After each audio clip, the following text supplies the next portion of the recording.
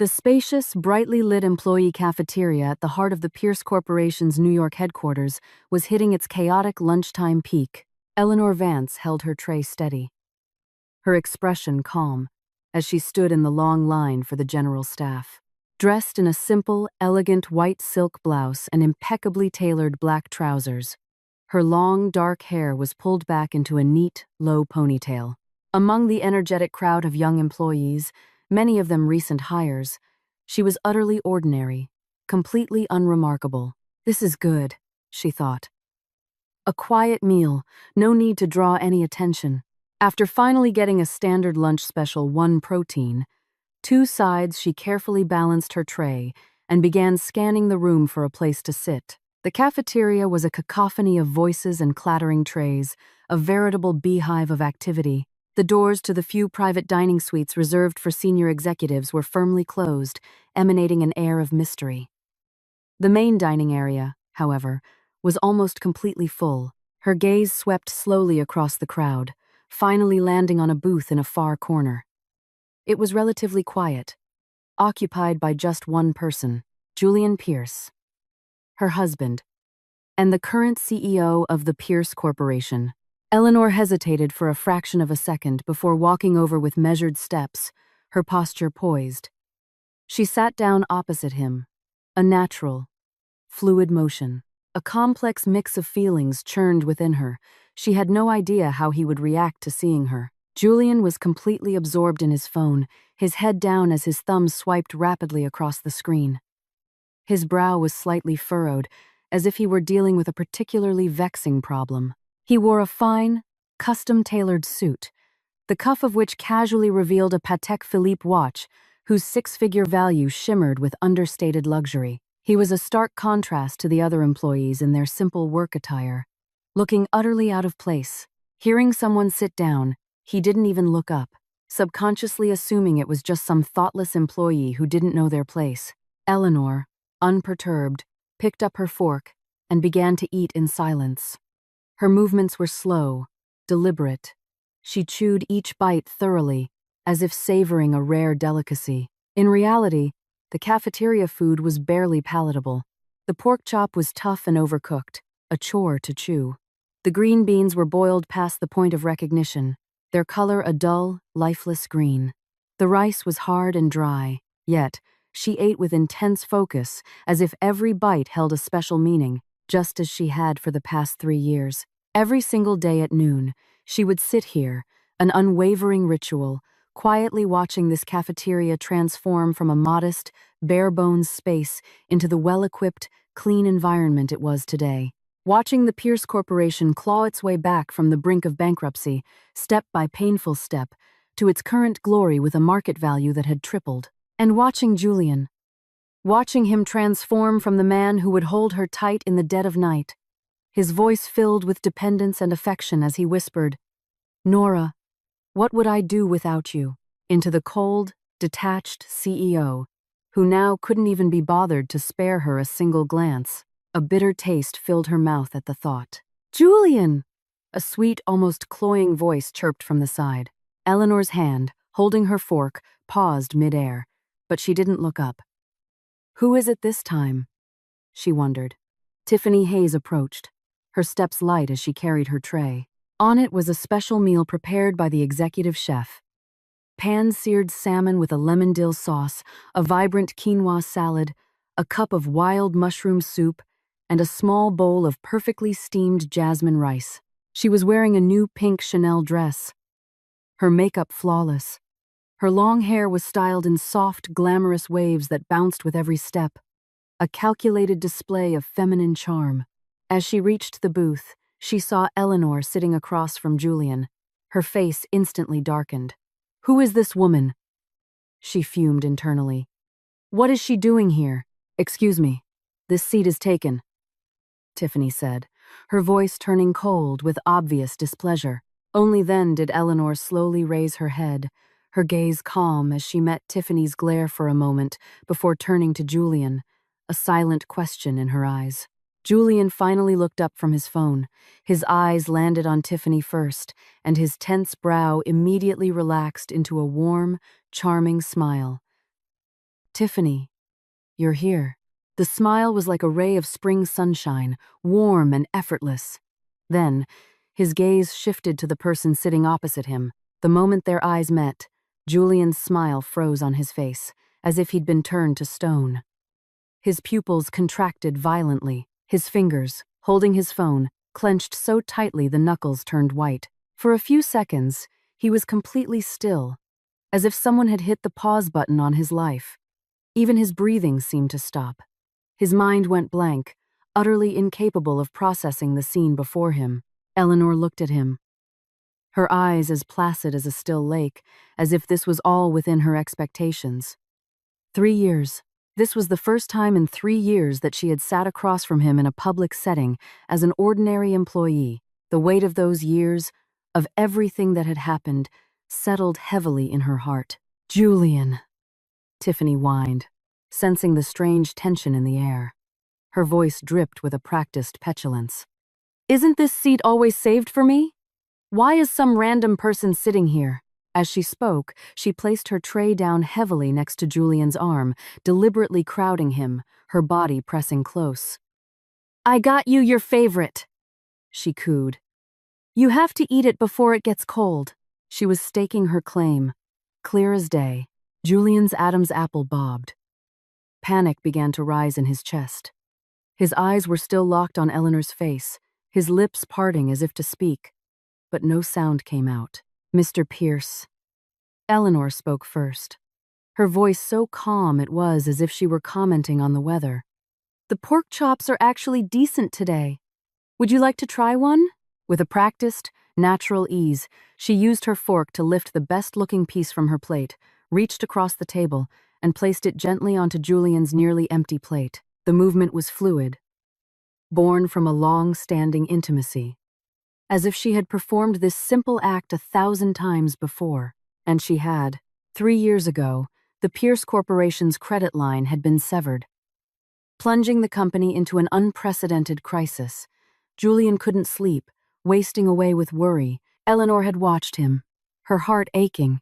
She cooked for him every day, trying every recipe she could find. He loved pork chops, so she mastered them all, honey-glazed and sweet, pan-seared with a rich gravy, slow-braised until they were fall-off-the-bone tender. When he pulled all-nighters reviewing financial statements, she would sit quietly beside him, occasionally popping a piece into his mouth to keep him going. Back then, he had said, Nora, when we get through this, I'm going to give you the biggest wedding this city has ever seen. I'll make you the happiest woman in the world. His voice was firm, full of hope. The company did get through it. Everything was getting better. But the wedding never happened. Their marriage certificate was locked away in his safe, and to the outside world, he was single. It was as if their marriage had never existed. A sharp pain lanced through Eleanor's heart at the memory. What do you think you're doing? Tiffany's shriek shattered the icy atmosphere. She shot to her feet, pointing a finger at Eleanor, her face flushed with rage, her eyes practically shooting fire. Who gave you permission to put food on his plate? Who do you think you are? Her shrill voice echoed through the cafeteria. A sudden silence fell over the entire room. All eyes turned to their corner. 100 pairs of curious eyes watching the drama unfold. Eleanor slowly put down her fork, her movements graceful and composed. She looked up, her gaze bypassing the trembling, furious Tiffany, and fixed it directly on the ashen-faced Julian. Her eyes held a hint of disappointment, a silent interrogation. Mr. Pierce. Her voice was clear and cool, carrying easily across the now silent room. Who is this? She emphasized the last 2 words, wanting to see how he would respond. Julian's lips trembled, his face a deathly pale. He wanted to speak, to explain, to grab Eleanor and leave this humiliating scene immediately. But Tiffany didn't give him the chance. Like a warrior desperate to declare victory, she puffed out her chest. I'm his fiancée, Tiffany announced, her voice dripping with pride and provocation, as if broadcasting her status to the world. We're getting engaged next month. Who are you to sit here? Who are you to put food on Julian's plate? You should take a good look in the mirror. Her tone was impossibly arrogant, as if Eleanor were nothing more than a bug to be squashed. Fiancé? Eleanor repeated the word, her voice soft, yet it seemed to carry immense weight. A faint, ironic smile touched her lips, as if she'd just heard the most absurd joke in the world. She then turned her gaze back to Julian. Her voice remained calm, but her words were a blade that plunged straight into his heart. Mr. Pierce. Is this that single persona you've been cultivating? She paused, watching the color drain completely from his face before adding the final blow. It seems I don't need a mirror, but you might need a lawyer to review our marriage license. Her eyes were firm, resolute, telling him without words that she would no longer allow him to trample on their relationship. Marriage license? Tiffany scoffed, her face a mask of disdain. You think a low-level employee like you can talk about the law? Let me tell you something. As the future Mrs. Pierce, I'm officially informing you. You're fired. Pack your things and get out. Now. She was a tyrant on her throne, believing she held all the power. Eleanor finally turned her gaze to Tiffany. Her eyes were placid, unsettlingly so. There was no anger, no hurt, not even a ripple of emotion. It was as if she were watching a bit-part clown performing a ridiculous, one-act play. Fire me?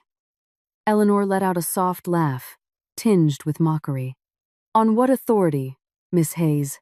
On my authority as Mr. Pierce's fiancée, of course.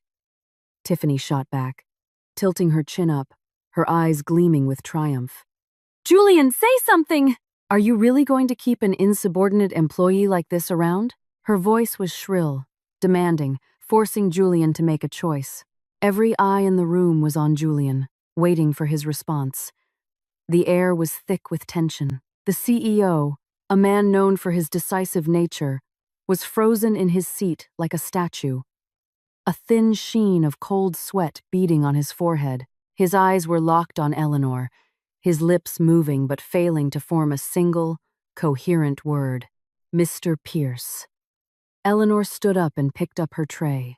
Since Miss Hayes is firing me in her capacity as the future Mrs. Pierce, I won't disturb your meal. She paused, her eyes meeting Julian's. Her voice was a near whisper, but it made him flinch, as if struck. By the way, I've noticed you've been working late. You should eat up.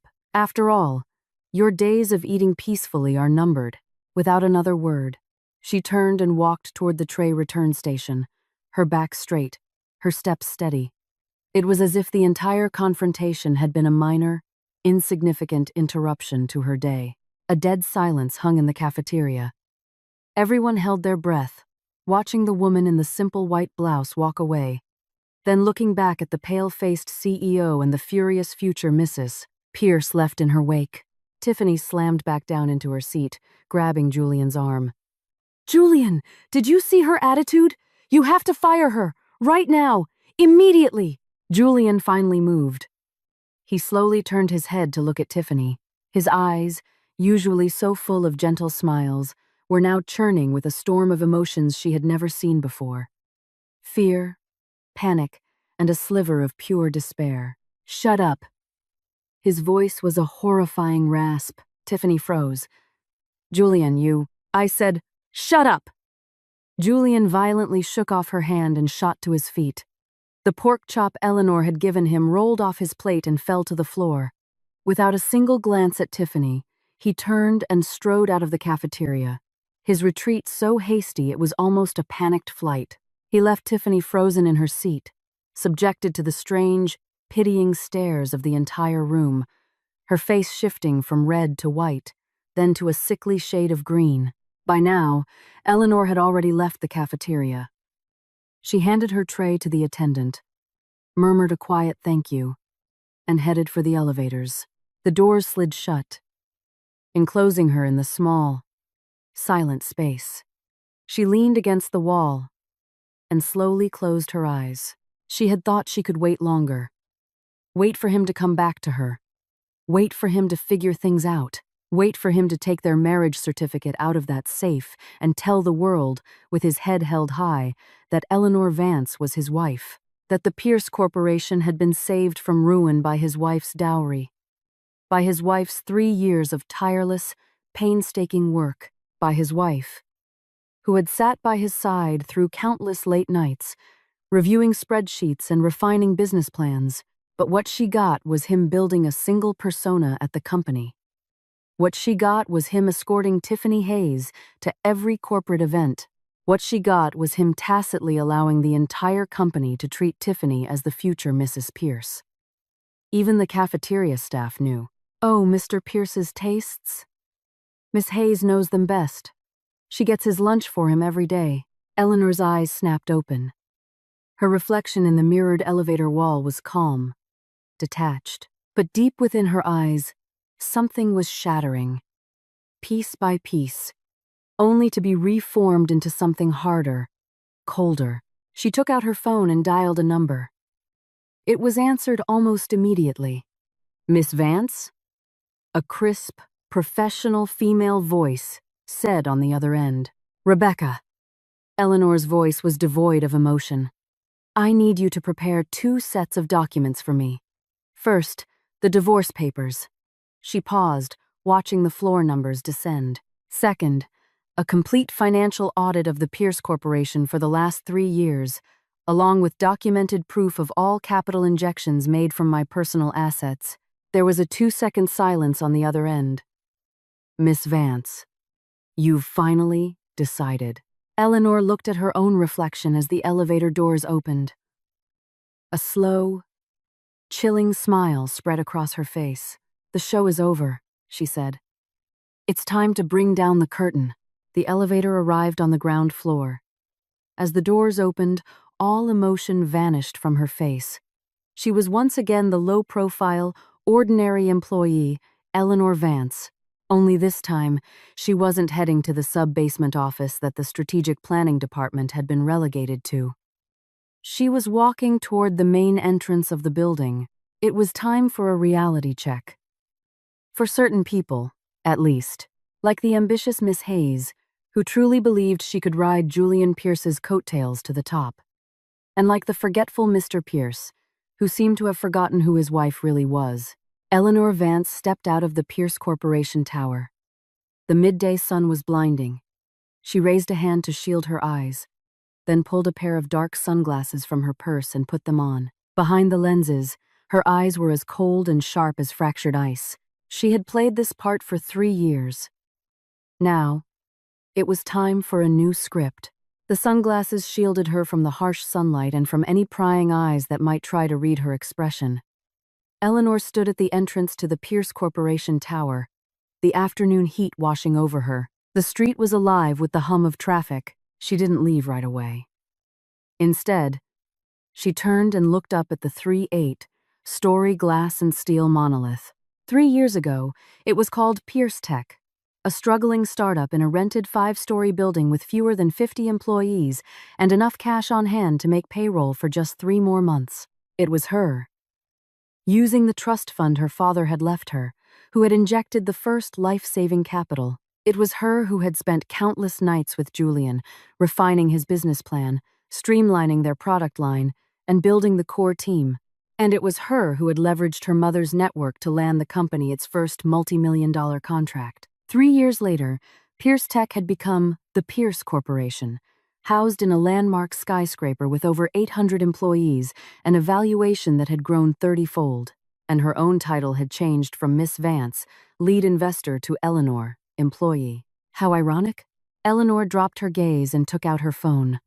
The lock screen lit up, showing a picture of her and Julian from 3 years ago. In the photo, she wore a simple white dress, and he had his arm around her, both of them smiling brilliantly for the camera. He had truly loved her then, hadn't he? Or at least, there was a light in his eyes when he looked at her. Expressionless, she swiped the screen and changed the wallpaper to a solid black image. Then she opened her contacts and found the entry for Rebecca Shaw, Esquire, and dialed. The phone was answered on the first ring. Miss Vance. Rebecca's voice was, as always, efficient and sharp. The documents are ready. The divorce agreement is drafted per your instructions, with the asset division section left open, but with specific notations regarding your actual capital contributions and equity in the Pierce Corporation. The financial audits and proof of fund transfers are also compiled and ready for submission at any time. Good. Eleanor's voice was steady. But there's been a change of plans. Go on. Don't file the divorce papers just yet. She paused, her gaze drifting to a coffee shop across the street where she and Julian had their first date. Julian, in the cafeteria today, in front of half the company, tacitly acknowledged his girlfriend, Tiffany Hayes. The line was silent for a moment. So, Rebecca's voice grew colder. He's moving to publicly deny the marriage? It's even better than that. Eleanor's lips curved into a smile that didn't reach her eyes. Tiffany provoked me, called me a gold digger, and told me to stay away from her, Julian. And Julian, she enunciated each word carefully, said absolutely nothing, from beginning to end. The city noise seemed to fade away. Rebecca took a deep breath. Miss Vance, I understand. So now we wait? We wait, Eleanor interrupted, for Julian's reaction. What do you think he'll do? Knowing him, Eleanor's voice was a soft murmur. He's probably pacing in his office right now, torn between placating the wronged Tiffany and worrying about me making a scene. And to prove his authority to her and to reestablish his sense of control over me? She paused, her tone utterly certain. He's going to fire me. At that very moment, in the CEO's office of the Pierce Corporation, Julian Pierce was indeed pacing anxiously. It had been half an hour since he had fled the cafeteria. His suit jacket was still stained with spilled soup, but he was too agitated to notice. His mind kept replaying Eleanor's last look, that calm, detached gaze that sent an inexplicable chill down his spine. She knows. She must know. Cold sweat slicked his palms. When he and Eleanor had gotten married 3 years ago, it was during the company's darkest hour. She had suggested keeping the marriage a secret, saying she didn't want employees thinking he had made it by marrying into money. He had been moved beyond words at the time. But now, Julian. Tiffany's sobbing broke through his thoughts. She was curled up on the leather sofa, her eyes red and swollen, a tissue crumpled in her hand. That woman, Eleanor. She was awful. She humiliated me in front of everyone. How am I supposed to face anyone at the company now? What will they all think of me? Julian rubbed his temples, a headache pounding behind his eyes. Tiffany, just stop crying for a minute. How can I not cry? She stood up, rushed to his side, and grabbed his arm. If she dares to treat me like that today, she'll be walking all over you tomorrow. Julian, if you don't fire someone like that, how are you going to run this company? How are you going to face me? Her voice was thick with tears, but her eyes were fixed on his, sharp and demanding. Julian looked at the beautiful, tear-streaked face before him. Tiffany had started as an intern in the marketing department 3 months ago. The first time he'd seen her, she was wearing a white blouse and a short skirt, hurrying down the hall with a stack of files. She'd accidentally bumped into him, sending papers scattering everywhere. She had apologized profusely, her cheeks flushing. In that moment, Julian had seen a ghost of the Eleanor from 3 years ago. The same innocence, the same drive, the same manageability. But Tiffany was better at this game than Eleanor. She knew how to be coy, how to play the victim, how to make him feel needed, admired, like a man in charge. With Eleanor, he always felt like he was punching above his weight. Her family background, her capabilities, the unshakable confidence beneath her calm exterior, it was intimidating. Tiffany, on the other hand, restored his masculine pride. Julian. Tiffany's voice softened as she saw him waver. I know you're a kind person, but what Eleanor did today was a serious violation of company policy. If you don't fire her, what's to stop other employees from acting the same way? The company needs discipline. She's right. Julian's expression hardened. Eleanor's actions today had crossed a line.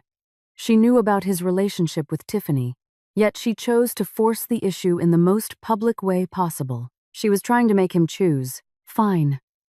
He would choose. He would show her who was in control. He would make her understand that even if she knew about their marriage, it didn't matter. This was the Pierce Corporation. He was the CEO. He made the rules. "You're right," Julian finally said, his voice cold and decisive. "We can't keep someone like that." He walked to his desk and pressed the intercom button. "Henderson, get to my office. Now." 3 minutes later, the head of HR, Mark Henderson, hurried in, a sheen of sweat on his brow. "Mr. Pierce? You wanted to see me?" Julian stood with his back to him, looking out the floor-to-ceiling window. His voice was flat. That employee from marketing, Eleanor Vance. Today, in the cafeteria, she publicly disrespected a superior and caused a major disruption. Her behavior was unacceptable. Process her termination immediately. I want her gone by the end of the day. Henderson blinked. Eleanor Vance? What did she do? You don't need the details. Julian turned, his gaze icy. Just do as I say. Draft the termination letter now. You will deliver it personally and escort her out of the building. Yes, sir. Henderson didn't dare ask more questions and nodded quickly. Tiffany, standing to the side, couldn't suppress a triumphant smile. She walked over to Julian and linked her arm through his, her voice as sweet as honey. You're the best, Julian. He patted her hand, forcefully suppressing the unease that still lingered in his gut. Yes, this was the right move. So what if Eleanor was powerful? So what if she was his wife? In this company, he was the CEO. He had the power to hire and fire anyone. Firing her was a warning, a message to her and everyone else that Julian Pierce was the one in charge here. As for their marriage, his eyes darkened. Once she was out of the company, he would talk to her privately, offer her a generous settlement. She loved him so much. Surely she would understand. 4 p.m.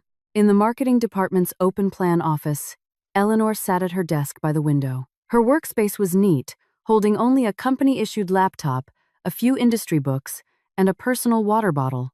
She was finalizing the data on a market analysis report. Colleagues kept stealing glances at her, their expressions a mix of pity and morbid curiosity. The story of the cafeteria showdown had already spread like wildfire. Everyone knew Eleanor Vance had crossed Tiffany Hayes, which meant she had crossed the CEO. She was finished. She's done for, the woman at the next desk whispered to another colleague. Mr. Pierce dotes on Tiffany. There's no way he'll let this slide, but Eleanor is usually so nice, the other person murmured. And she's a hard worker. Nice doesn't matter when you piss off the wrong people. You get kicked to the curb. Amid the hushed whispers, HR manager Mark Henderson strode into the department, holding a document, his posture radiating self-importance. All eyes immediately snapped to him. Henderson savored the attention. He stopped in front of Eleanor's desk and deliberately raised his voice. Eleanor Vance. Eleanor looked up, her expression placid.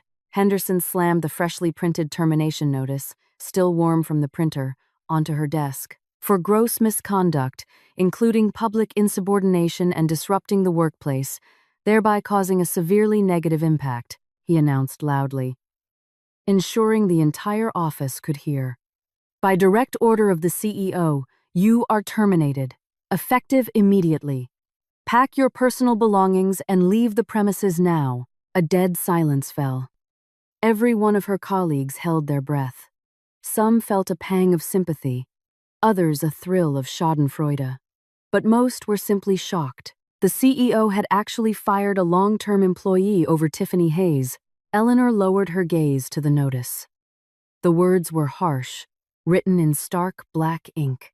At the bottom was the bright red corporate seal, and Julian's flamboyant, decisive signature. She looked at it for 3 seconds.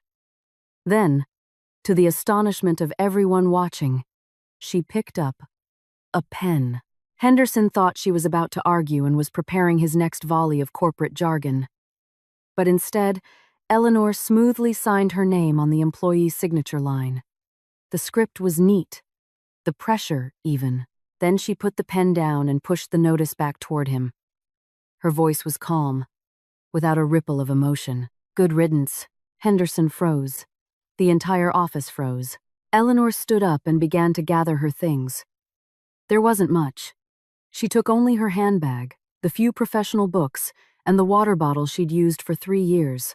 She left the company laptop, her ID badge, and the access card neatly on the desk. Then she looked at Henderson.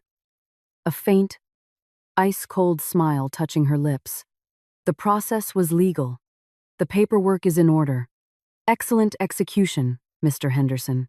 Henderson's mouth opened and closed, but no words came out. A sudden chill ran down his spine. This wasn't the right reaction. A normal person, upon being fired, would be angry, would argue, would beg for their job back. At the very least, they would show some sign of resentment or despair. But Eleanor was too calm. As calm as if she were simply signing off on a routine memo. Well, as long as you understand, Henderson managed to stammer. Now hurry up and leave. Don't disturb the other employees. Eleanor picked up her bag. She took one last look at the corner desk where she had worked for 3 years.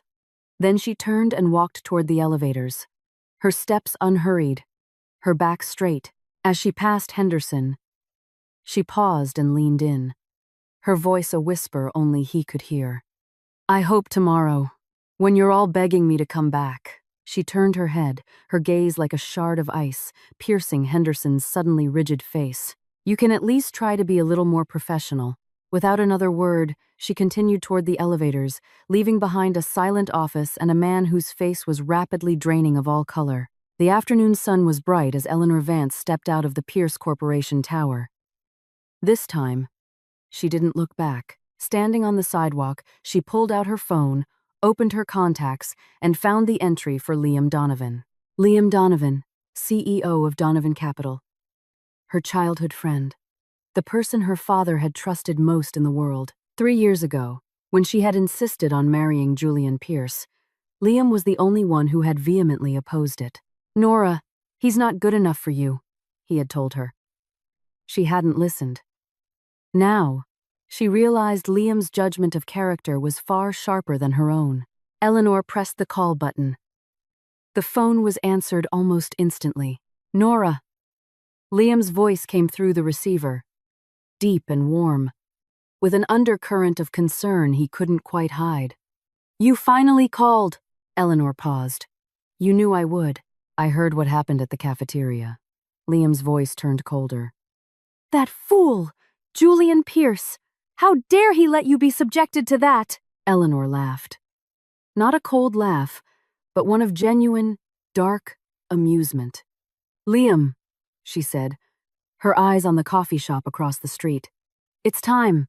On the other end, she heard the rustle of papers, then Liam's steady reply. I'm listening. Eleanor took a deep breath, her voice as cool and strategic as if she were planning a corporate acquisition. First, notify our financial team. Freeze all capital injections and credit guarantees to the Pierce Corporation. I want every personal guarantee I made 3 years ago rescinded. Immediately. Second, in my capacity as the largest individual shareholder, I hold 38% through the offshore entity. Correct? Correct, Liam confirmed. Julian himself holds 32%. The other board members hold the remaining 30%. You are, de facto, the majority shareholder. Good. Eleanor nodded to herself.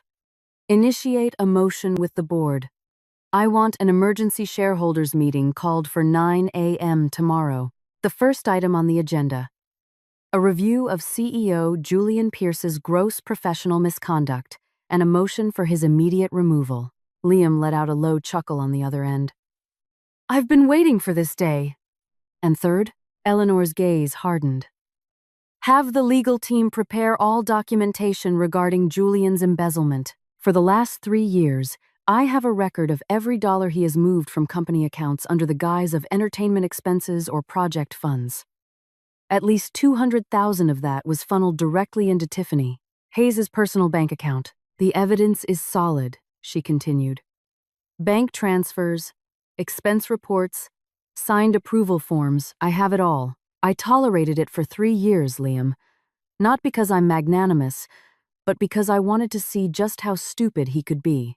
And it turns out, she concluded, he's even more stupid than I imagined. To think he would actually fire me, the company's controlling shareholder, the one person who has single-handedly propped up this entire corporation for 3 years, all for a woman like Tiffany Hayes. Nora? Liam's voice was serious now. Are you sure? Once you start this, there's no going back.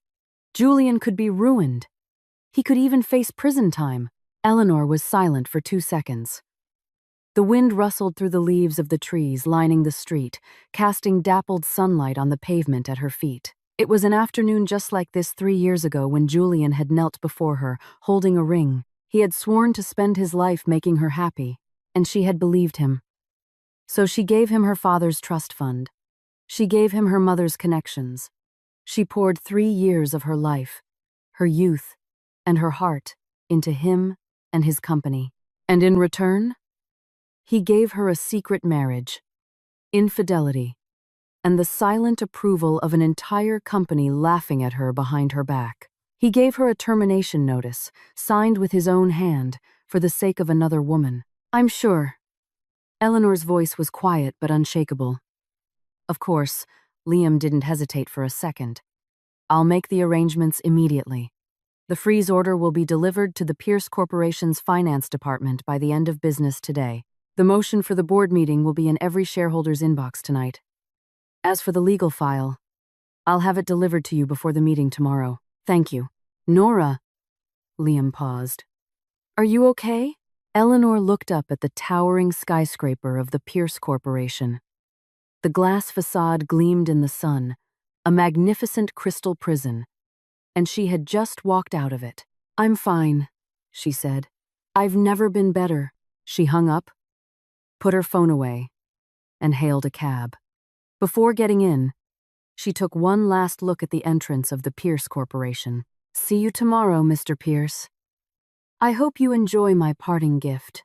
The taxi merged into the afternoon traffic. Eleanor leaned back against the seat, watching the city blur past her window. She had lived in this city for 28 years, but never before had every building, every tree, seemed so sharp, so clear. Where to, miss? The driver asked, looking at her in the rearview mirror.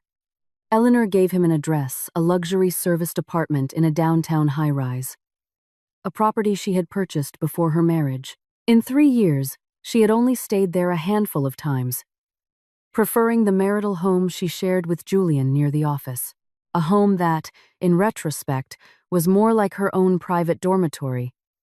Given how often Julian was working late, traveling for business, or entertaining clients, now she knew just how much of that time had been spent with Tiffany Hayes. Her phone buzzed. It was a text from Liam. Apartment has been cleaned. Do you need me to retrieve any of your things from Julian's place? She replied, no.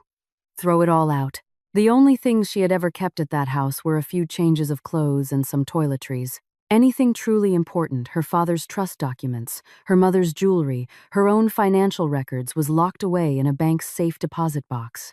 A box Julian didn't even know existed, just as he didn't know she received a confidential financial summary of the Pierce Corporation every month. Just as he didn't know that the company's most brilliant, hard-to-manage tech engineers were people she had personally recruited from Silicon Valley. Just as he didn't know that the only reason he sat in that corner office, giving orders, was because 3 years ago, she had signed a proxy agreement allowing him to vote her shares.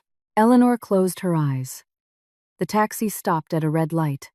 From outside, she could hear the sound of a street musician's guitar. It was an old, familiar song. She remembered Julian playing guitar in college. He was just a poor student back then, in faded blue jeans, singing to her under the campus trees. He'd told her, Nora, when I make it big, I'm going to buy you the best house, the best car. I'll give you the best life. She had shaken her head and smiled. I don't want any of that. I just want you. And now? He wanted to give her the best severance package. Eleanor opened her eyes.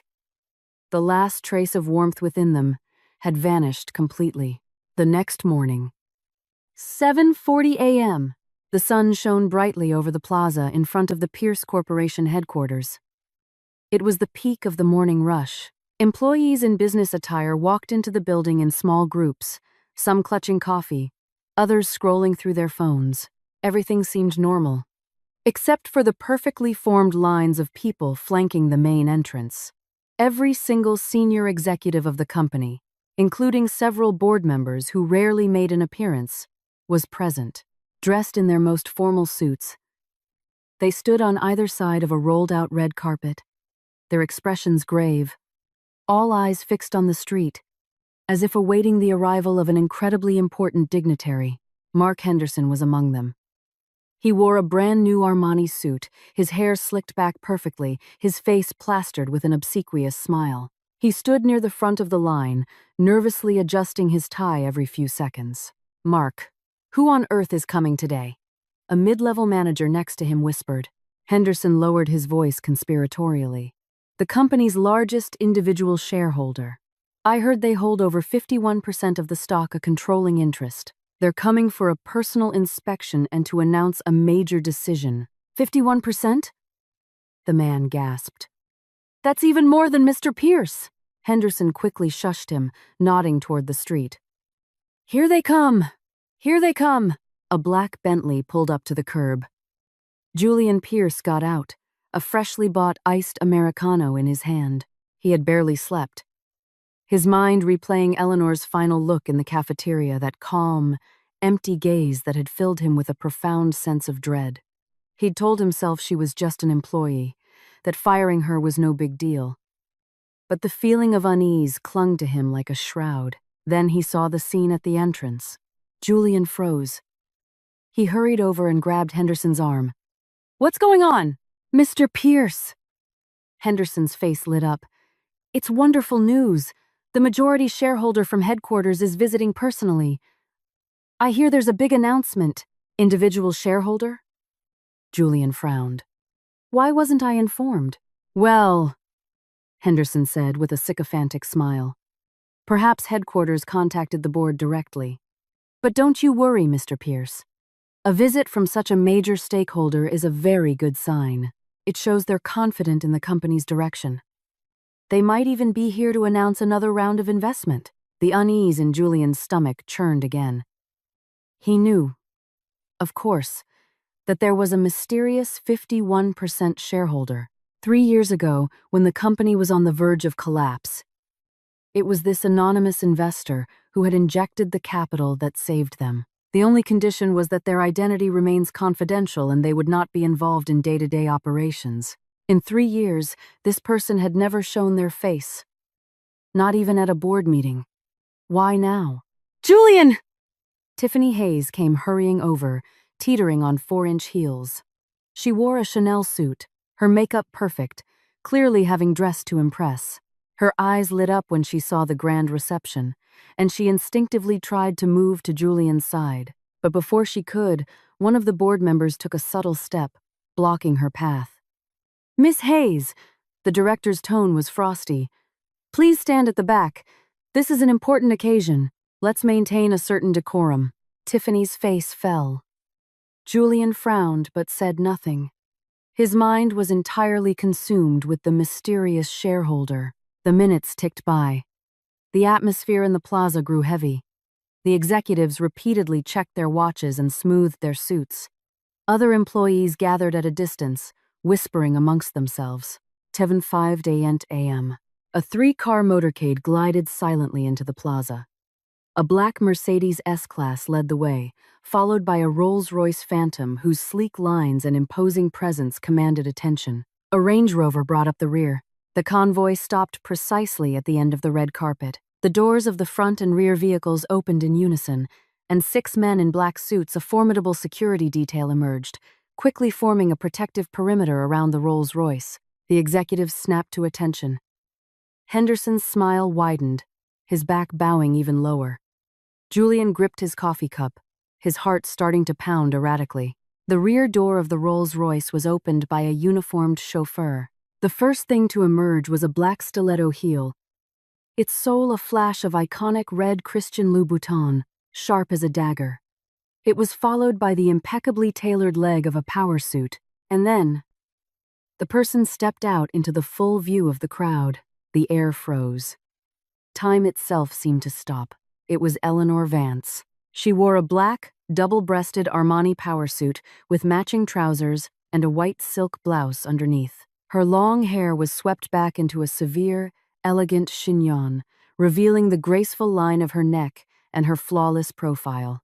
Her makeup was subtle but striking a bold red lip, her eyes calm and unreadable. She just stood there, exuding an aura of immense power and authority, the kind that comes from a lifetime of being in charge. She was a world away from the quiet, unassuming employee in the white blouse and black slacks from the day before. Crash. Julian's coffee cup slipped from his hand and shattered on the ground. Brown liquid splattered across his polished shoes and trouser cuffs. He didn't seem to notice. He just stared, his eyes fixed on Eleanor, his pupils constricting in shock. His mouth hung slightly open, but no sound came out. His mind was a roaring void of white noise. No, it's impossible. This has to be a dream. Tiffany instinctively clapped a hand over her mouth, stifling a gasp, then bit down hard on her lip. She stared, wide-eyed, from Eleanor to Julian, and back again. The words husband, single persona, and majority shareholder collided in her mind, and a horrifying truth washed over her like ice water. Mark Henderson's sycophantic smile was frozen on his face. His mouth hung agape, his eyes bulging as if he were being strangled. After a few seconds, the smile began to crack and crumble, replaced by a look of pure, unadulterated terror. His legs began to shake uncontrollably, and cold sweat poured down his forehead. The other executives were all stunned into silence. A few recognized her. Isn't that the employee who was fired yesterday? Others, who didn't know her, were simply awed by the sheer spectacle and dared not speak. The plaza was deathly quiet, the only sounds the flapping of the flags in the wind and the distant hum of city traffic. Liam Donovan emerged from the car right after Eleanor. He was also dressed in a perfectly tailored dark gray suit, looking every bit the high-powered executive. He stood slightly behind Eleanor, a position of both support and deference. Liam's gaze swept over the dumbfounded crowd, lingering for a moment on the ashen-faced Julian and the terrified, recoiling Tiffany. A cold, mocking smirk touched his lips. He took a step forward and addressed the assembled executives, his voice clear and resonant. Ladies and gentlemen, allow me to introduce Miss Eleanor Vance. She is the executive director of the Sterling Group and the largest individual shareholder of the Pierce Corporation, with a controlling interest of over 51%. As of today, Miss Vance will be personally overseeing all company operations.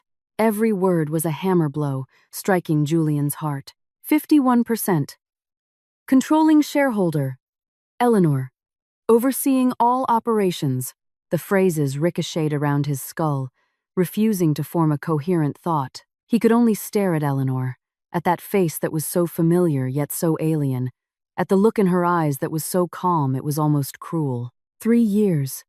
For 3 whole years, she had been right there, by his side, watching him cultivate his single persona, watching him parade Tiffany Hayes around at events, watching him let the entire company treat her like a joke, and just yesterday, he had fired her.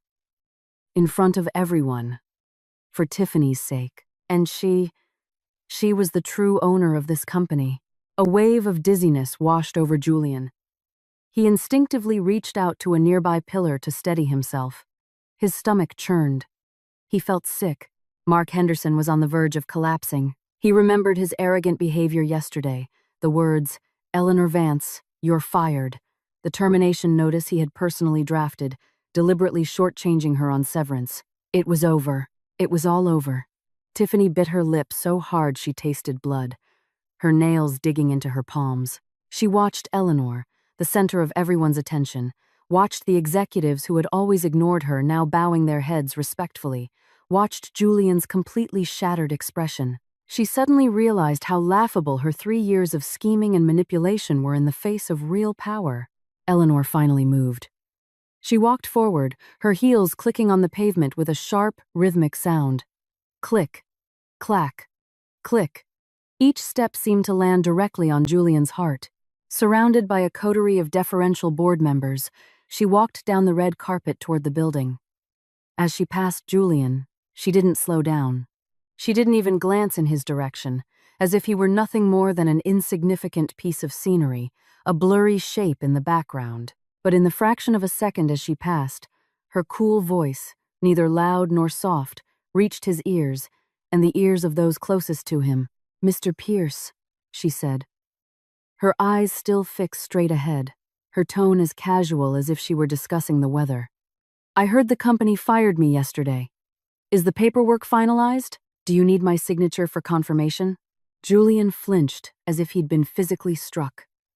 He whipped his head around to look at her, but she didn't give him so much as a sidelong glance. She walked straight through the revolving doors and disappeared into the building. She left behind only her words, hanging in the air like a shard of ice, twisting deep in his heart. All his arrogance, his stupidity, his self-delusion from yesterday in that single moment, it was all crushed under her heel, ground into dust. Mark Henderson could no longer stand. His knees buckled, and he collapsed onto the pavement. Tiffany watched Eleanor's back disappear, then looked at the ghost-white face of Julian beside her. A complex mix of fear, resentment, and a new, rapidly growing calculation flickered in her eyes. Inside the building, the elevator ascended smoothly. Eleanor stood at the front, with Liam at her side. Behind them, the board members and executives stood in respectful silence. "The boardroom is ready," Liam murmured. "The emergency shareholders meeting is at 9. Eleanor watched the floor numbers light up, one by one. "As for Henderson," Liam continued, "our legal team has already compiled all of his violations from the past 3 years, including yesterday's termination notice, improper procedure, insufficient severance. We can hold him personally liable." "No rush," Eleanor said coolly. "Let's have the meeting first." The elevator reached the top floor. As the doors opened, Eleanor stepped out. At the end of the hall, the doors to the main boardroom were open. The long conference table was already filled with the company's shareholders, directors, and core management team. Hearing footsteps, everyone turned in unison. When they saw Eleanor walk in, a wave of stunned, suppressed gasps rippled through the room. Eleanor walked to the head of the table and sat down. Liam stood beside her, placing a file in front of her. She opened it, then raised her eyes, her calm gaze sweeping across the room. It finally settled on Julian, who had just been helped into the room by 2 other executives, his face ashen. "Good morning, everyone," she began, her voice clear and composed.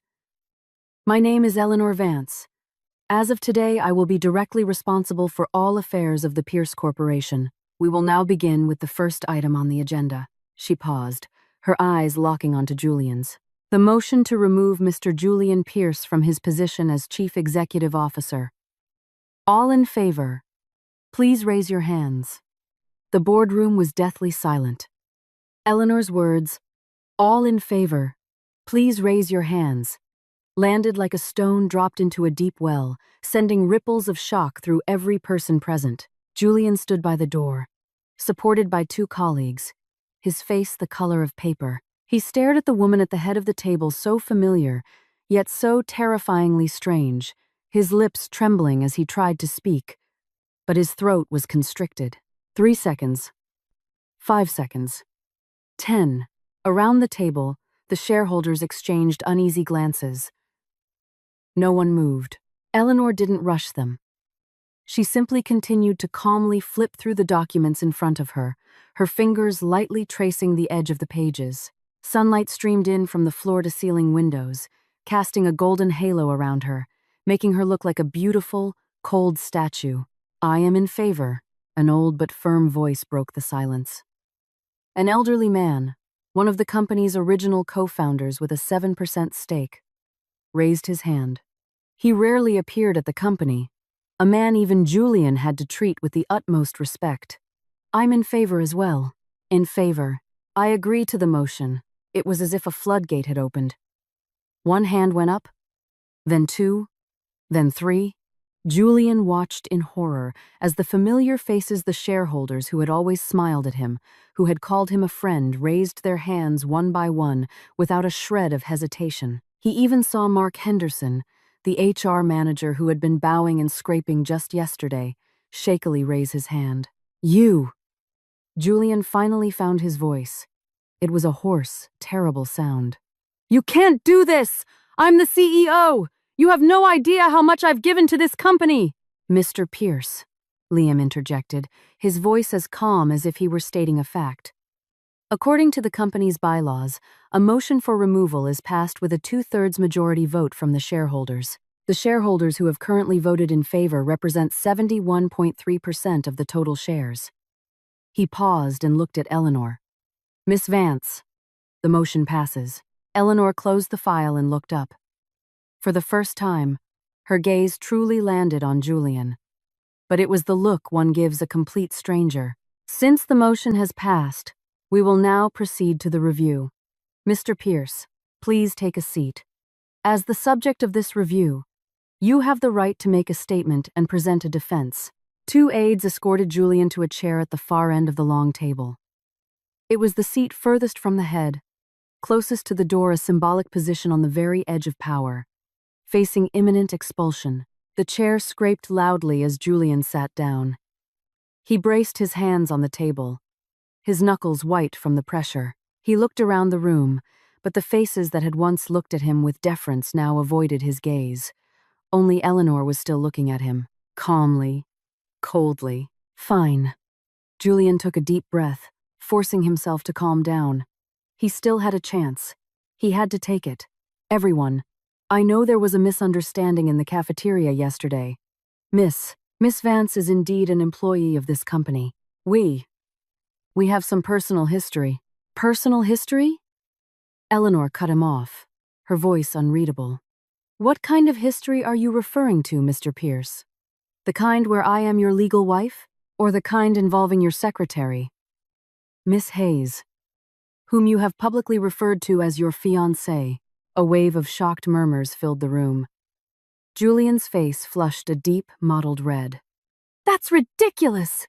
Tiffany and I are just what?" Eleanor tilted her head, as if genuinely curious. "Just you getting on one knee to propose to her at the company holiday party? Just you posting photos of the two of you on social media with the caption, 'Found the one'? Or just you allowing the entire company to believe she was the future Mrs. Pierce?" With every question, the color drained further from Julian's face. That was a misunderstanding." He shot to his feet, sending his chair crashing backward. "Tiffany and I are just close colleagues. The proposal at the party was just a joke. Part of the entertainment. And the social media posts. That was for the company's image. To maintain my single persona. As for Eleanor," he glared at the woman at the head of the table, a flicker of viciousness in his eyes. "Yes, she is my legal wife, but our marriage has been over in all but name for years. For the last 3 years. What has she done besides spend my money and cause trouble for the company?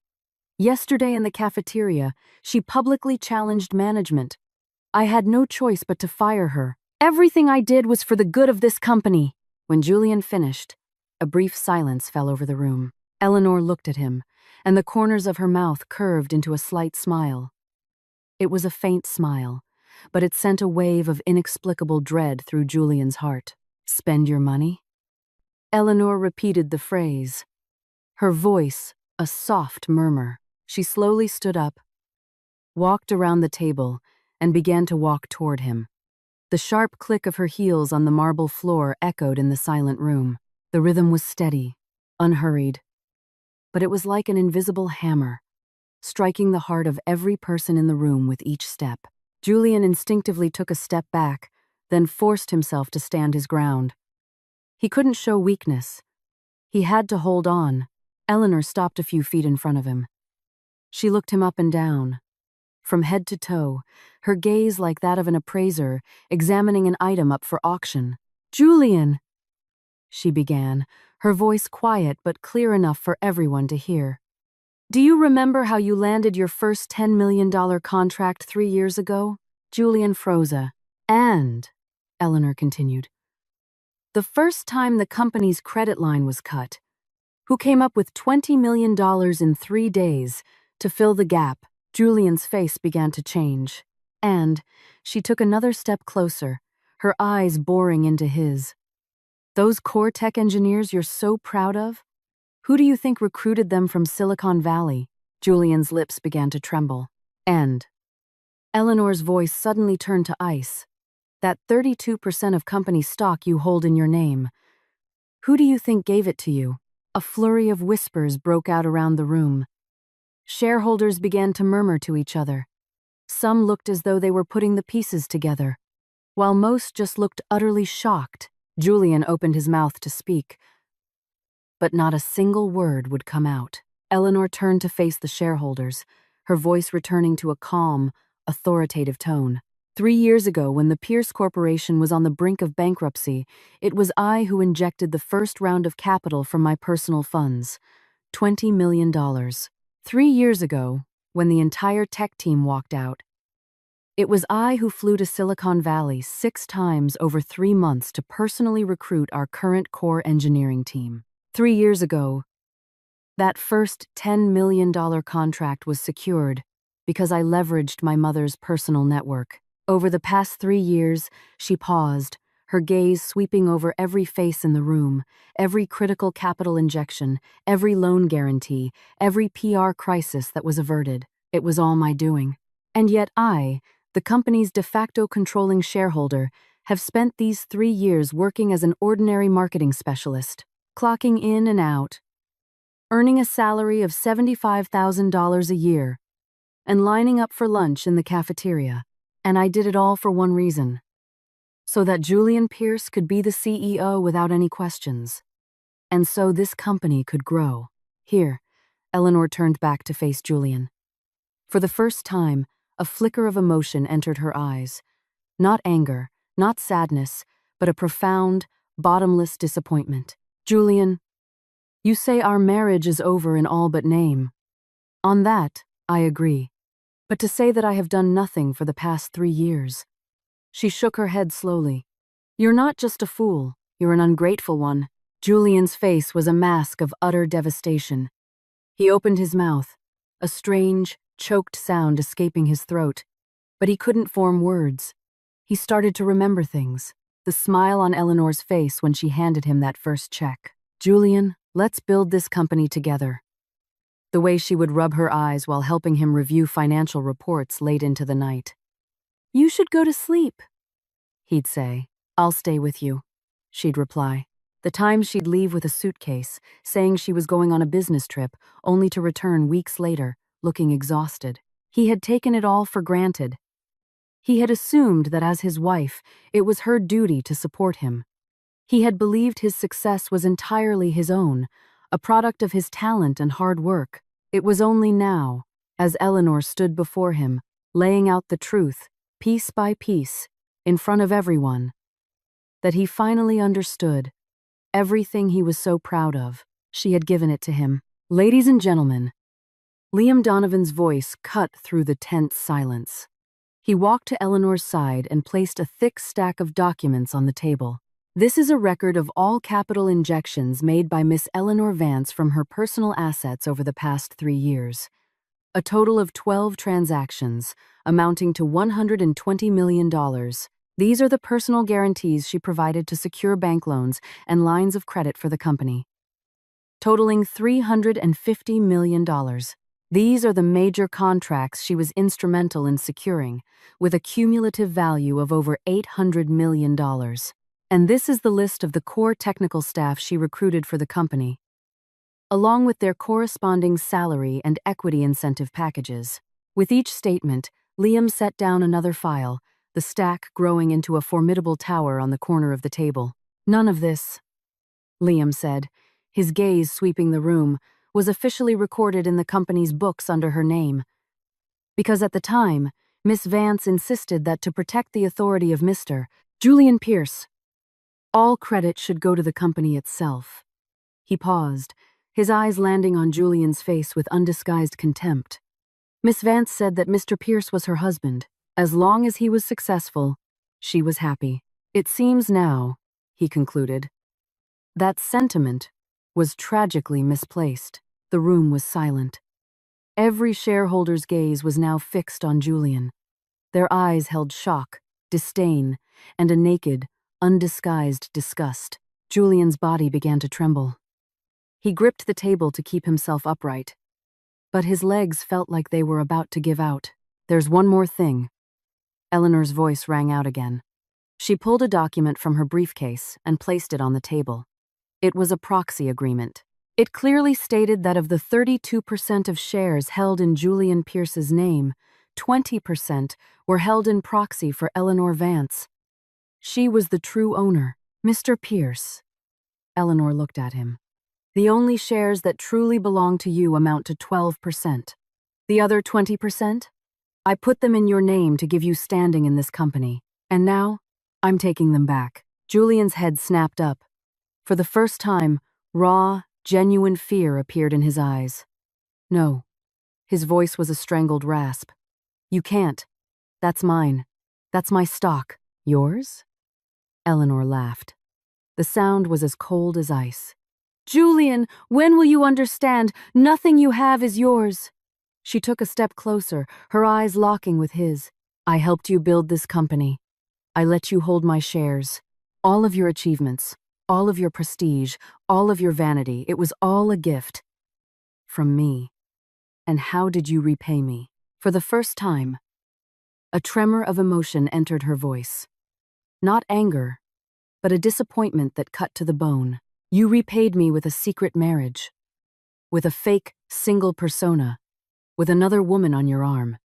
You repaid me by allowing that woman to humiliate me in front of the entire company. You repaid me by personally signing my termination papers for her sake." Eleanor took a deep breath and turned to face the shareholders. "Effective today, I am reclaiming all of my personal assets. This includes my 51% direct shareholding and the 20% held in proxy by Julian Pierce. Mr. Pierce's remaining share in this company is 12%. Furthermore," she paused, glancing at Liam. Liam stepped forward with another file. "This is a detailed record of funds transferred from company accounts by Mr. Pierce over the past 3 years under the guise of entertainment and project expenses, totaling over $500,000. Of this amount, $230,000 was transferred directly into the personal bank account of a Miss Tiffany Hayes. We have the bank records, the transfer receipts, and the approval forms signed by Mr. Pierce himself." Liam pushed the file forward. "These actions constitute felony embezzlement. Under state law, for an amount exceeding $100,000, the recommended sentence is 5 to 10 years in prison." A collective gasp went through the room. Julian swayed violently, catching the edge of the table to keep from falling. His face was completely devoid of color, his lips tinged blue, his eyes wild and unfocused. Eleanor," he stammered, the words forced from deep in his throat. "You can't do this. We're husband and wife. For old time's sake." Eleanor looked at him for a long, silent moment. Then, she smiled. A smile completely empty of warmth. "Husband and wife?" She repeated the words. "Julian, when you presented me with a marriage license that you intended to hide from the world, did you think of us as husband and wife? When you built your single persona, did you think of us as husband and wife? When you paraded Tiffany Hayes around and let the entire company think she was your future bride, did you think of us as husband and wife? And yesterday, when you signed my termination letter for her sake, did you think of us as husband and wife?" With every question, Julian's face grew paler, until it was the color of ash. Finally, Eleanor shook her head. "Julian, you and I were never truly husband and wife. To me, you were an investment, a failed one. And now," she concluded, "it's time to liquidate." She turned and walked back to her seat at the head of the table. Under the stunned gazes of everyone present, she sat down and opened the file in front of her once more. Her voice was calm again. "Now, let's continue the meeting. First, the motion to remove Julian Pierce as CEO has passed. Second, All assets belonging to Eleanor Vance, including her 51% direct shareholding and the 20% held in proxy, are hereby reclaimed. Mr. Pierce's remaining share is 12%. Third, regarding Mr. Pierce's potential embezzlement, the company will cooperate fully with the relevant authorities. In the interim, Mr. Pierce is suspended from all duties, pending the outcome of the investigation. She looked up at the security guards by the door. Please escort Mr. Pierce from the premises. 2 guards entered the boardroom and stood on either side of Julian. He flinched, trying to speak, but no words came out. He looked to the sides of the table, at the shareholders who had once praised him, but not a single person would meet his eye. They were all staring down at the documents in front of them, as if he were already a ghost.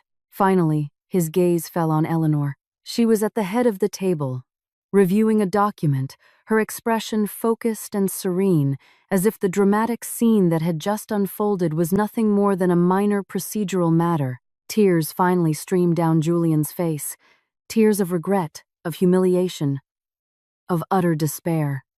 But it was too late. The guards took him by the arms and led him out of the boardroom. The door closed behind him, shutting him out. The hallway was empty and silent. The guards escorted him to the elevator and released him. "Please see yourself out, sir," one said, his face impassive. The elevator doors opened. Julian stepped inside and pressed the button for the ground floor. The doors slid shut. In the mirrored walls, he saw his reflection. Hair a mess, suit wrinkled, tear tracks on his face. Was this pathetic man the same confident, commanding CEO from just 24 hours ago? As the elevator descended, flashes of memory assaulted him. Eleanor's smile when she first gave him the check. The way she rubbed her eyes while helping him with late-night reports. The determined look in her eye when she said, "Julian, we're going to build this company together." And then, her calm expression in the cafeteria as she put the pork chop on his plate, her soft-spoken words as she walked past him this morning. "I heard you fired me yesterday." And her eyes, filled with disappointment, as she laid out the truth. The elevator reached the ground floor. The doors opened. Julian walked out, across the lobby. The security guards looked at him strangely but didn't stop him. He walked out the main doors and into the sunlight. It was so bright he had to squint. Behind him was the towering skyscraper of the Pierce Corporation. He had once believed he was the king of that castle. Now, he had been cast out. Julian stood on the sidewalk, watching the people hurry past. No one looked at him. No one knew him. He was just another broken man in the crowd. He remembered Eleanor's final words. "You were an investment. A failed one." So that's what he was to her. He had thought he was her husband, her partner, but in her eyes, he was just a project. And the most pathetic part was, he was the one who had destroyed it. Julian sank to his knees on the pavement and buried his head in his hands. The sun was warm, but he couldn't feel a thing. Upstairs, the meeting continued. Eleanor went through the agenda, item by item, her expression focused and calm. Liam sat beside her, occasionally leaning in to consult on a point. The other shareholders, their focus now sharp, responded to her proposals with professional diligence. The boardroom was a model of efficiency, as if the earlier storm had been nothing but a brief interruption. Halfway through, there was a soft knock on the door. An executive assistant entered, walked to Eleanor's side, and whispered something in her ear. Eleanor's brow furrowed slightly. Then she nodded. "Let her in." 3 minutes later, the door opened again. Tiffany Hayes stood in the doorway. She was no longer wearing expensive designer clothes, but a simple white blouse and black trousers. Her face was bare of makeup, her eyes red and swollen from crying. She walked into the room, and under the gaze of every person present, she walked toward Eleanor. When she reached her, she stopped, and then, with a soft thud, she fell to her knees. "Miss Vance." Her voice trembled. "I was wrong. I shouldn't have pursued Julian. I shouldn't have humiliated you in the cafeteria. I shouldn't have. I shouldn't have been part of his deception. Eleanor looked down at her. The woman who, just yesterday, had stood before her with such arrogance, calling her a gold digger, was now kneeling on the floor, a weeping mess. Miss Hayes? Eleanor's voice was even. Why are you here? Tiffany looked up, tears streaming down her face. Miss Vance, the money Julian gave me. I've spent most of it, on clothes, bags, my apartment. I can't pay it back right now. I'm begging you. Please don't press charges. I'll write a confession. I'll apologize publicly. I'll do anything. Anything? Tiffany bit her lip. I'll tell you everything I know. Everything Julian did. The other people he was seeing. How much money he took from the company. I can be a witness. Eleanor looked at her, a flicker of amusement in her eyes.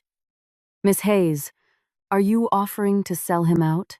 Tiffany lowered her head, her voice barely a whisper. He lied to me. He told me he was single, that he was going to marry me. If I had known he had a wife, if I had known this company was yours, I never would have. That's enough, Eleanor interrupted.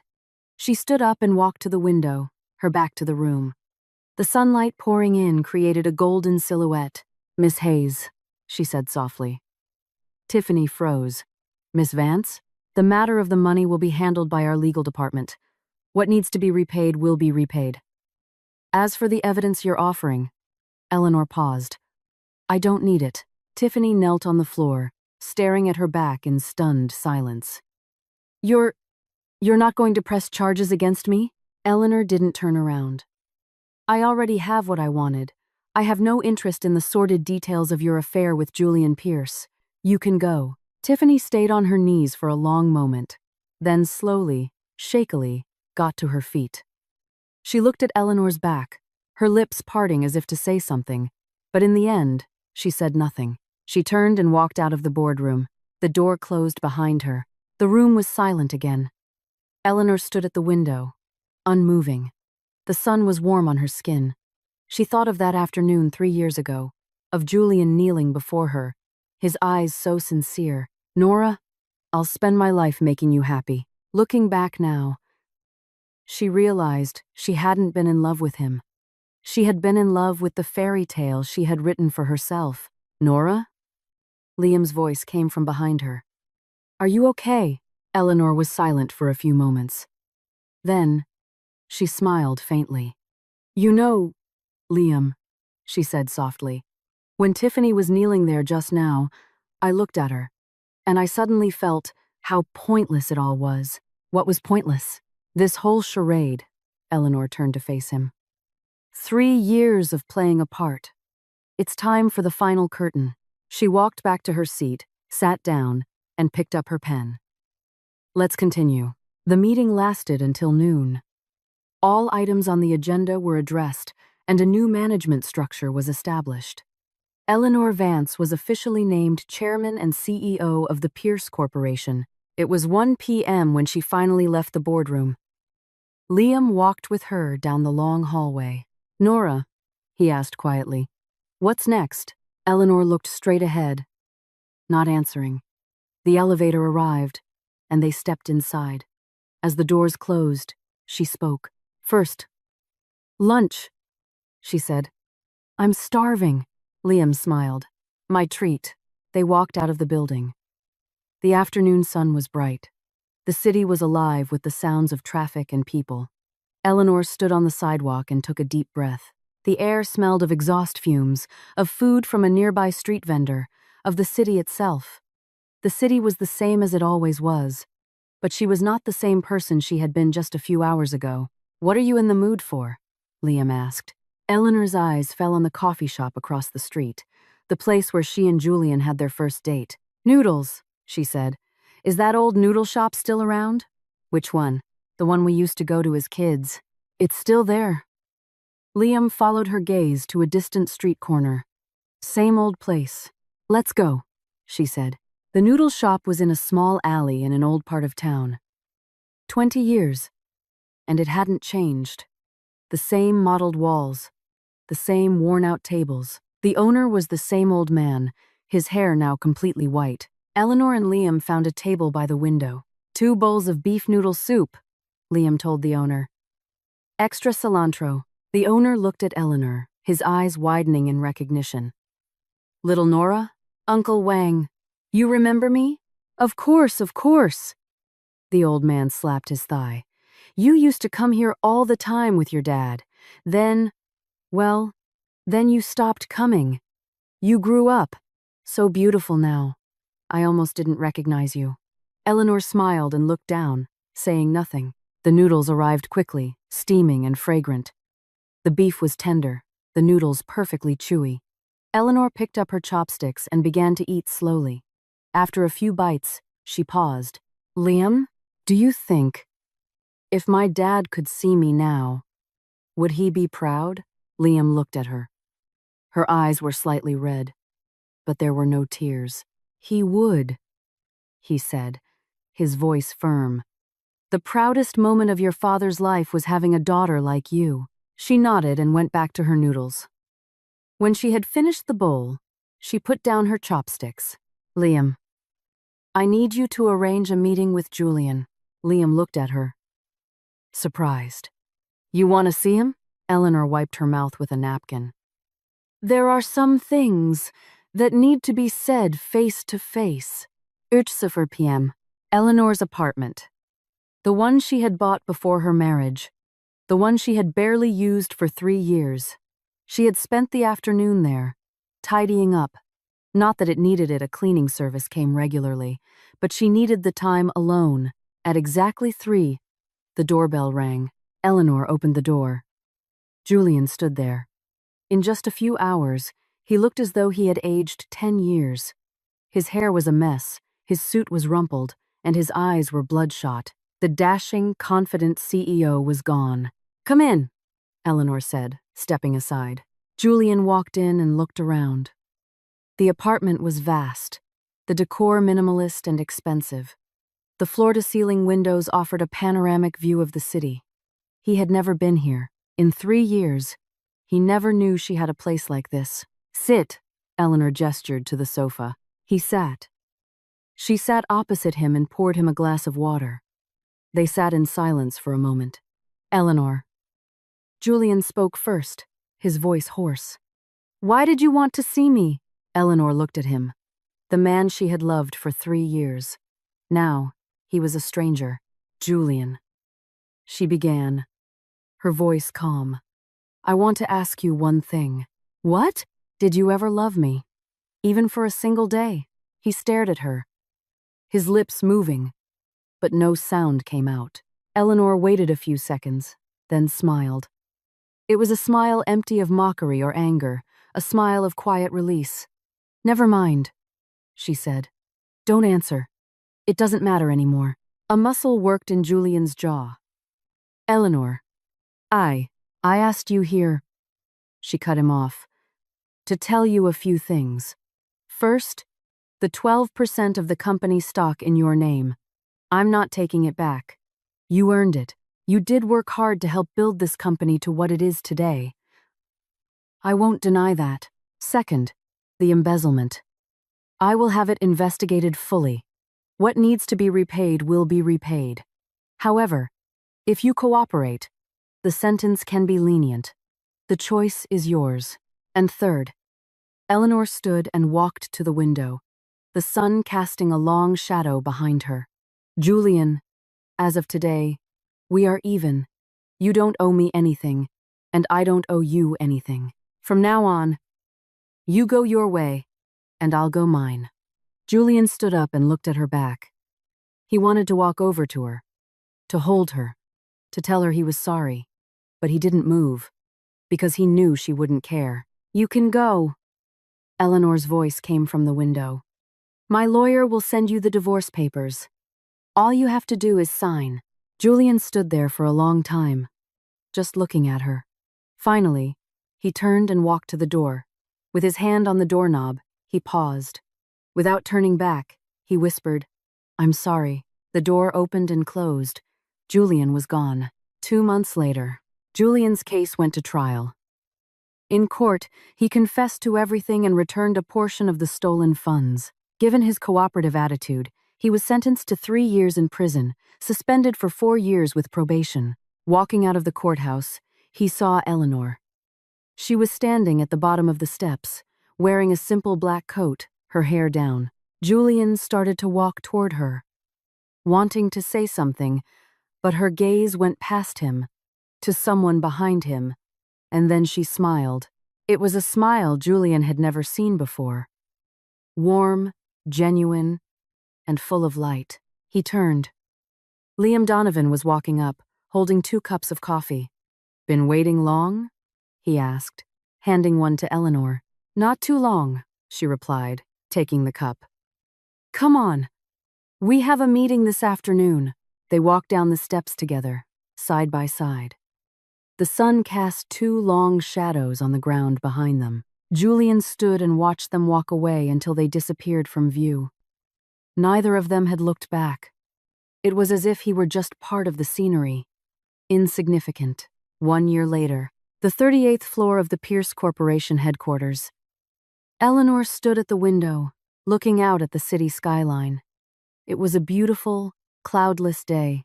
Her office was no longer the Spartan space it had been when she first took over. There were paintings on the wall, in a style she loved. A green plant, a gift from Liam, sat on her desk. A new bookshelf stood in the corner, filled with books. Everything was in its place. There was a soft knock on the door. Liam walked in, holding a file. The board approved the new strategic plan. Eleanor took the file, glanced through it, and nodded. "It was nothing," Liam said, looking at her. "Can you get out early today?" Eleanor looked up. "Is there something special?" Liam smiled but didn't answer. He reached into his pocket and pulled out a small box. He opened it. Inside was a ring. Eleanor stared at it, speechless. "Nora," Liam said, his gaze serious. "I've waited a long time for you. Before you were married, while you were married, and after. I'm not in a rush. I can keep waiting, but I wanted to ask you today." He paused. "Are you willing to let me stop waiting?" The office was quiet. Sunlight streamed in, bathing them both in a warm glow. Eleanor looked into his eyes, at the small lines of concern around them, at his hand that was trembling ever so slightly. She thought about all the years. Walking to school together as kids. Him staying by her side when her father died. The day she married Julian, he had stood outside the church, never coming in. The difficult time after her divorce, he was the one who stayed with her through late nights at the office, who brought her coffee, who picked her up from the airport. The day in the noodle shop when he said, "I'll always be here." He had always been waiting. For so many years. "Liam," Eleanor began, her voice a little thick. "You know, I've been divorced. I might not be the same as I was before." "I don't need you to be the same as you were before," he said softly. "I just need you to be you." Tears welled in Eleanor's eyes. She held out her hand. "Okay." He slipped the ring onto her finger. A perfect fit. That night, they went back to the noodle shop. Same table by the window. 2 bowls of beef noodle soup, extra cilantro. When Uncle Wang saw the ring on Eleanor's finger, he beamed. "Finally! I knew this day would come." Eleanor blushed and focused on her noodles. Liam just sat beside her, smiling. After dinner, they walked slowly down the old street. The dim streetlights stretched their shadows long behind them. "Did I ever tell you," Eleanor said, "that I have a lot of regrets?" "About what?" "That I didn't see you sooner." Liam stopped and turned to face her. "Nora," he said, "you don't need to look back with regret. All you need to do is move forward." She looked into his eyes, at his smile, at the unwavering light within them. "Okay," she whispered. Forward, they started walking again.